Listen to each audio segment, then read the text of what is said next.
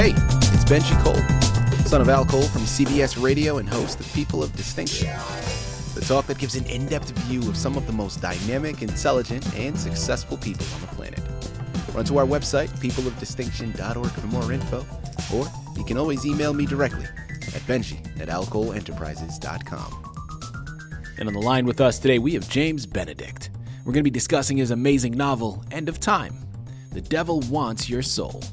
Now, it's available for purchase through Amazon as well as barnesandnoble.com. And people, while you're at it, you're going to want to look into the 17 other books that James has written. That's not a typo. He's written 18 books in totality, 12 of which are children's narratives, and hopefully much more on the horizon.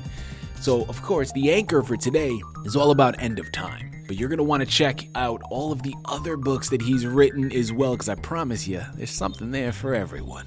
And before we go any further, I do want to take this opportunity and point out that James was brought to our network, People of Distinction, today by one of the best publishers in the business. And of course, I'm talking about UR Print and Media. So listen, if you're a writer out there, you have a book that you've constructed, but you need help moving it, well, listen, give yourself the best gift you could possibly give. Contact UR today and see how their wonderful team can help you. They're one of the best in the business to do it, and this is what they specialize in. So people, head on over to urlinkpublishing.com today and gather all of the ways that they can help you maximize your creative endeavors. And listen, it is an absolute pleasure to have James here on the line. Now, the moment you start to do research on his book, End of Time, you understand what we're going to discuss today. Now, it's a fictional narrative, okay? So it's created for the emphasis of entertainment. But people, listen, this is a nonstop page-turner that you're not going to be able to put down. It's a horror story classically written between good and evil, okay? But it's loosely based on the last book of the Bible, the book of Revelations. Now, this is something that by no means is new, right? There's been a lot of books written about that particular book in the Bible. And there's been a lot of movies, television shows, all constructed around it. But I'm telling you, James has developed something that is very unique here and is an absolute treat and something you're going to want to add to your shelf. And at the end of the day, don't take my word for it. All right, take his. He's written the book. He's done the research. And he's going to be able to articulate everything much better than I ever could. So this is what I want you to do. Sit back, strap in, and get ready for a wild ride. James, first and foremost, welcome to People of Distinction, and thank you very much for being a guest. How are you doing today?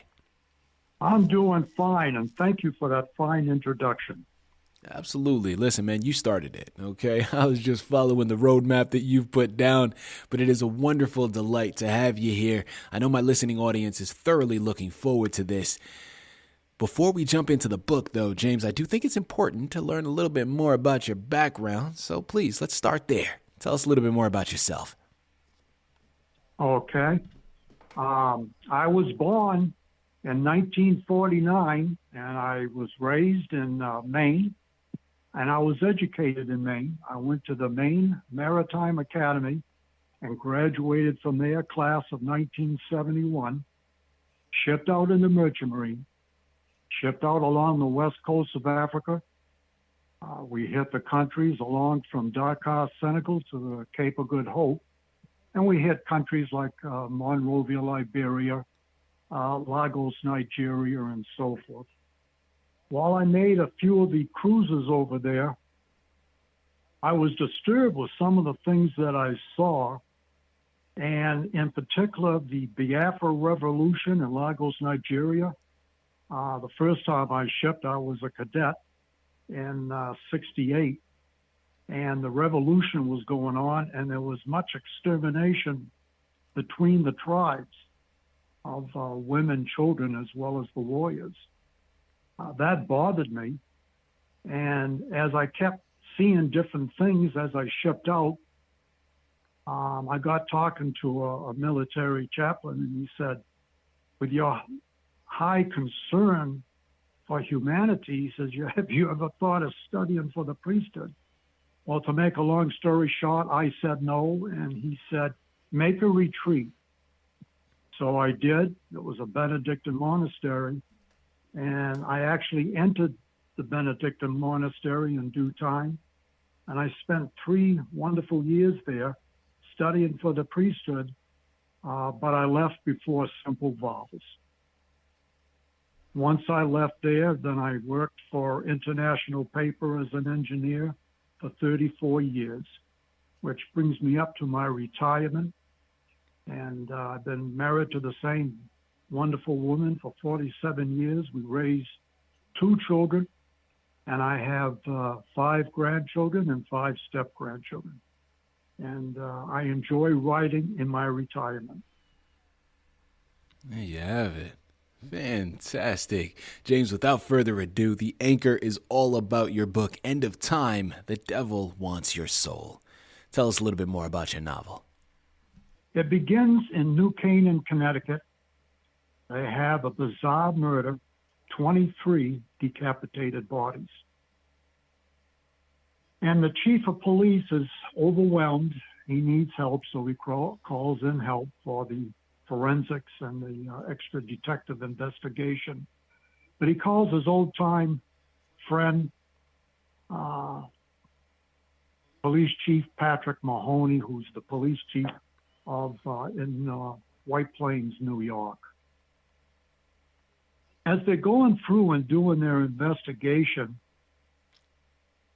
it's not only mind-boggling, but it's also disheartening for the police chief of New Canaan, Ted Burrows, because of the 2 victims, includes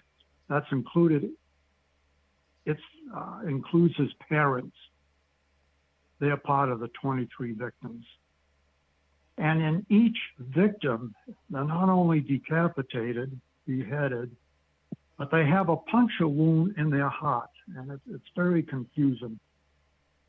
So they go to the complex where the killings took place, and as they're going through it, they see a strange writing on the wall, which they do not understand. But Chief Patrick Mahoney, who had attended before he went to the police academy, St. Anselm's College in Manchester, New Hampshire, says, I know a person that can help us with figuring out what these phrases mean. So he calls his friend, and to make the long story short, it's in Hebrew, and he translates it, and it says, fallen angels, a soul to take. And once he sees what's happening, he tells them, this is not a serial killing. This is demonic massacres. And so he calls his abbot, who in turn calls the Holy Pontiff. And from the Vatican, they authorize a Monsignor Moretti, one of their main chief exorcists, to come over with a Swiss guard as a bodyguard and chauffeur. And they begin the trail, the bizarre trail. And what he tells the police chief, he says, your modus operandi will change dramatically. It's going to be exorcism versus arrest, holy water versus guns, and prayer rites versus common laws. Well, both of the chiefs are taken back, and they just don't know what to do. And they beckon with him, say, well, what are we supposed to do? And he says, this is why I was sent here. And he said, when you look at demon activities, they're never random. They're in a precise pattern. And the pattern is a unicursal hexagram, which is a 6-pointed star. And he says, right now, one of the points on the star is New Canaan, Connecticut. He says there's going to be more massacres. And they're shocked. They said, what do you mean? He says, most people understand that the number 666 stands for Satan. But what most people do not understand is that it also means the frequency of occurrence. He says you add the 3 numbers together, and within 18 days, there'll be another massacre. The massacres will change from 18 to 12 to 6 and so forth, unless we can get ahead of this and put a stop to it. And so the bizarre murders begin. They go from New Canaan to Schenectady, New York, and they're trying to extrapolate and get ahead of these murders so that they can put a stop to it. And to make a long story short, our readers will have to read the book to get the rest of the story. There you have it. There you have it. Smart man. James, let's cover inspiration here for a second. What inspired you to write this particular narrative? Well, I do my, what I call Lectio Divina, divine reading every day. And I read 3 to 5 chapters from the Bible daily. I set time aside and reflect on it, pray on it. Well, it just so happens for the last few weeks I've been into Revelation. And when you write, you know, the different genres of literature to me are the spices of life. Mm-hmm. And I wrote the various types of different books, but I felt that the horror story should be true to life.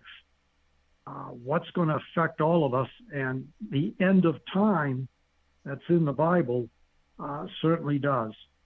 And so that's what inspired me to write it. You know, two-part question here with this next one, James. But first and foremost, who would you say is your intended audience with this book? And second, what is the main message that you hope that they receive after completing it? Well, basically, young adults onward. I think most people would enjoy reading it. And what I hope they expect from it is, first, you got the shock of the horror, to being frightened, but then I hope it expands their perception and faith of end of time.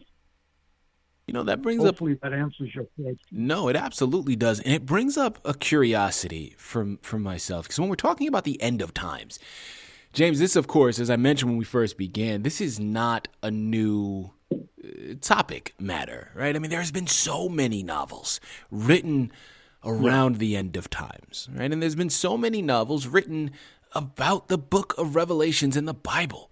So I want to hear it from you and give you an opportunity here to defend yourself. What would you say separates your book from others in its category? I guess one of the problems I had in reading it is, you know, in the book of Revelation, God speaks to us in allegory, so much symbolism, and it's difficult to interpret. And so as I'm reading it, I'm saying it needs to be a message that most people will understand. Mm-hmm. Because if you read Revelation, it's very confusing. They talk about the beast with 7 heads. They talk about the 7 bowls, the 7 trumpets. But through it, there is a message, and it's a very clear message. Keep the faith. Yeah. And faith is our personal relationship with God. And how do we do that? Daily prayer, reading the Bible, and giving worship. And so that's what my main message is in the book. And how I try to answer a lot of these questions is the questions I have in my mind. I have the people in the book asking these questions so that Monsignor Moretti can answer them. I absolutely love it. People, again, Amazon, Barnes & Noble are where you have to go. End of Time. The Devil Wants Your Soul is the title you have to pick up. And James Benedict is the author you have to thank for bringing it to your table. You know, curiosity from myself with this next one here, James, but what would you say was a highlight for you in writing this book? Or if not a highlight, something that maybe surprised you that you weren't anticipating before you began? Well, I think the main thing is the passion came out on what it's about, why it's there.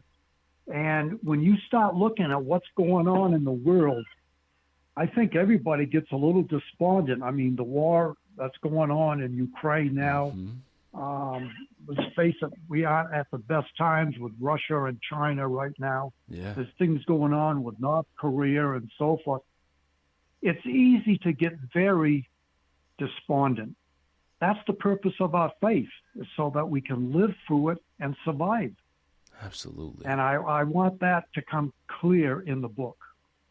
People, as I mentioned before, James has been putting in work, okay? Because this book, as much of a masterpiece as it is not the only one that he's created. As I mentioned to you when we first began, he has 17 other books that he's written to date, hopefully much more on the horizon. Well, James, as we close out of this fantastic interview, please choose another one of your titles in dealer's choice, because no one knows them as well as you. Pick another one of your titles and tell us a little bit more about it, please. Well, I guess I'll go with Choices Through the Sea of Life, which is an autobiography. And in the book, it explains my travels, my education, the things I've done, the places I've gone. And one of the people that I met was while I was in the monastery, and his name was Mr. Frank Sheed, who actually started the Sheed and Ward Publishing Company. And I asked Mr. Sheed, I said, in our passing conversations, what is the secret to good writing? And what he told me was, he said, Sonny, just keep writing and let the passions flow, and it will come out. Mm-hmm. And basically, that's what I've been doing. I started with what I know, autobiography, Choices Through the Sea of Life, and then I moved on to what I enjoy, Sunshine and Rays of Hope, which is a venture history with some of the immigrants coming over to the United States. CIA Kibitzes, it's an espionage thriller. I enjoy writing the children's books, Our Animal Friends. People need spiritual reflection, but made simple, easy, so that they can understand it. I wrote God Loves You and Humanity's Paradox. And that brings us up to the end of time. People, I absolutely love it. We have discussed so much information here today, but yet we've barely scratched the surface. I'm telling you, there's so much to take advantage of and so much to get lost in. He has 18 titles. I promise you, head on over to Amazon, Barnes & Noble. You'll find something that fits you and where you are in your life. If you need something to just get lost in, a horror story that will just take you on a roller coaster. Well, listen, End of Time, The Devil Wants Your Soul, you can't miss. But there are a lot of others that he has in store for you, for your children, for the entire family. Head on over there and pick up your copies today. James, this has been a true pleasure, an absolute delight. Thank you once again for being a guest on People of Distinction. I enjoyed it. You made it easy.